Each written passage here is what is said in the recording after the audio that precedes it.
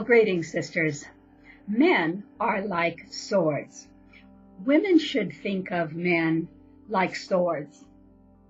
Swords are elegantly simple, focused things, just like men are elegantly simple and straightforward. And by this I mean no insult whatsoever. I do not mean simple in the manner of someone simple-minded. Of course not. I mean designed simply. The best things are put together very simply and have a very specific purpose or set of purposes in life. So swords are meant to handle a few limited things very, very well. Nothing can do those certain things as well as a good sword, well maintained, but the sword cannot do too much more than just those specific things, and they shouldn't be expected to. The average man is the same. We ask average men to lead society, and they are simply not capable of doing this. They were not designed for this.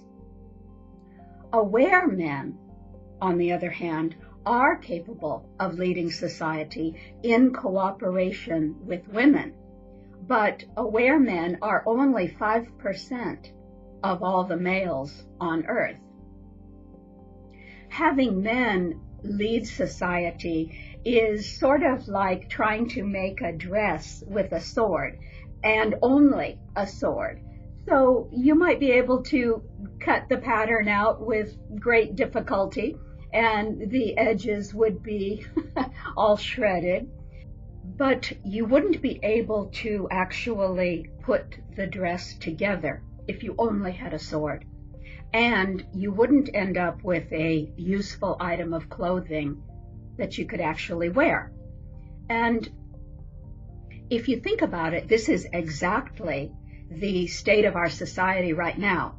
Men, male-centric ideas, patriarchy, the dominator model of thinking, has attempted to cut out the pattern of culture that we all have to live in, but the edges are shredded, and we have not ended up with a culture that actually functions as it is supposed to. No one is really served well in this androcratic culture. No one. Not women, not children, not animals, not Mother Earth, not even men. Not even men. Not even the 1%. It's a dress that none of us can wear happily. The sword did its best to make the dress, but it was not designed to do that. And so now, the material is just lying on the floor in pieces, and we're all staring at the shreds of society, wondering how to put it back together. We put it together using the right tools. If you had to put a dress together and you could only choose one tool, would you choose a sword or would you choose a sewing kit? Men are swords, women are sewing kits. Don't try to make a sword create a dress, because it cannot do that. You need to get a sewing kit to do that. Swords should not be carried all the time, just like men should not be present in your female life all the time. Women need time for their own sisterhood, their own wisdom circles. Men should not be included in every single thing that happens in life. Men are a part of life. They are a wonderful part of life, but they are not meant to be the center of the universe. When women allow men to hold the position of focal point in life, life becomes terribly, terribly imbalanced. And I guarantee you, disaster is not far away. You should control the sword, not the other way around. If you don't know what you're doing, a sword can hurt you very badly, obviously, or kill you. Now, a good sword in the hands of an accomplished sword mistress can prevent a whole lot of problems just with its presence. That's one of its abilities, just by being seen. But it should rarely be drawn. One of my single girlfriends leaves a giant pair of men's boots outside her front door. She got them at the Salvation Army. We have no idea who they belong to, but they definitely work. Sometimes you just need to show the sword. Swords are very useful in war and conflict. Swords are very useful for defense when necessary, but in peacetime, they should not be the tool that you lead with. You wouldn't meet a new person and you wouldn't meet a new person and present your sword and say, nice to meet you. No, of course not. You would not do that. You would meet them with your open hand. You'd put your sword down or away, and you would meet them with your open hand. In fact, as we all know, that's how the handshake originally developed, to show the other party that your hand held no sword. So for a peaceful, prosperous, and just society, we do not lead with men. Men don't get to be the deciders of things. They don't get to be on top, telling everyone how it is. Because the average man, 80% of men, the average man doesn't know how to be anything but a very good sword. There's a quote from John Jakes in Answer the Drum, and it goes something like, I'm paraphrasing, iron can destroy anything, families, fortunes, governments, whole cultures. It's the most powerful stuff in the universe. And this is actually not true. The ability to create is the greatest power in the universe. Iron and steel swords can only destroy. They cannot create anything. Destruction is easy.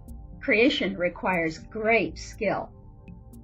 Anyone can destroy a house in 10 seconds, but build a house? Men who are not guided by the creative principle embodied in the female can only destroy. The sword is not the creator. It simply must be allowed its rightful and proper place in life. In an older time, it was always the queen who decided when a person would be executed. It was the queen who commanded the executioner's sword, and the sword was not able to be used without her order. Women must lead culture, and men must have their proper place in it, not leading, but defending, supporting, and protecting all life with their very significant, their perfectly designed, their powerful, their beautiful selves. There's another quote from the Midrash, which is something like, "When iron was found, the trees began to tremble, but the iron reassured them and said, 'Let no handle from you enter into anything made from me, and I shall be powerless to injure you.'" So what does that mean in this context?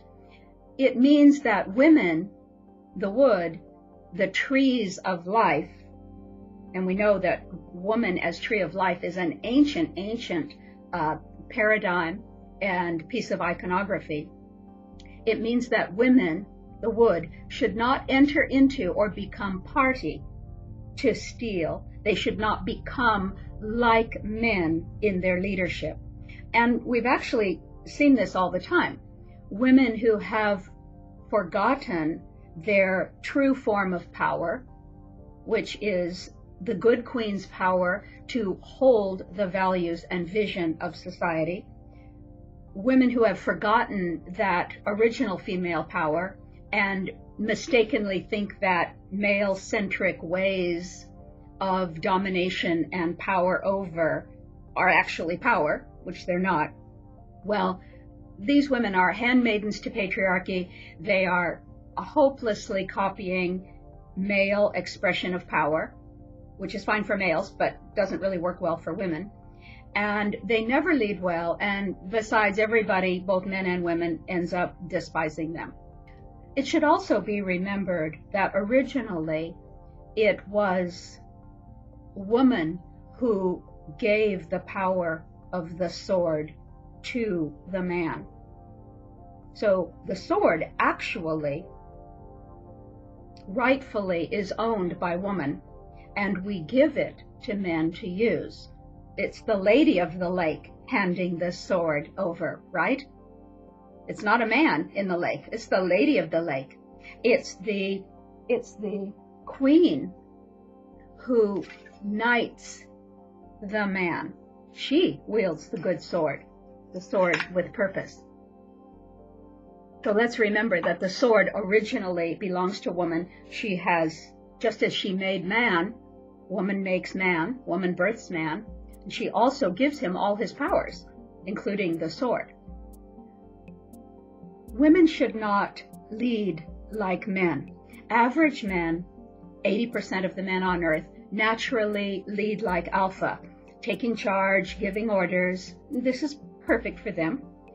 Women naturally lead more like a midwife, calmly, quietly, strongly, holding center for everyone equally to come together and give birth to a wonderful culture for humanity, which is embodied with the spirit of shared good and reverence for all life, and knowing that all is one.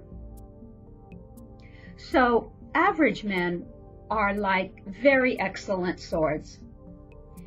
Enjoy them for the truly beautiful creations that they are. Truly beautiful creations that they are. Appreciate them for that. Treat them well as the valuable beings that they are. Respect them for what they can do, and do not try to use them for what they are not capable of.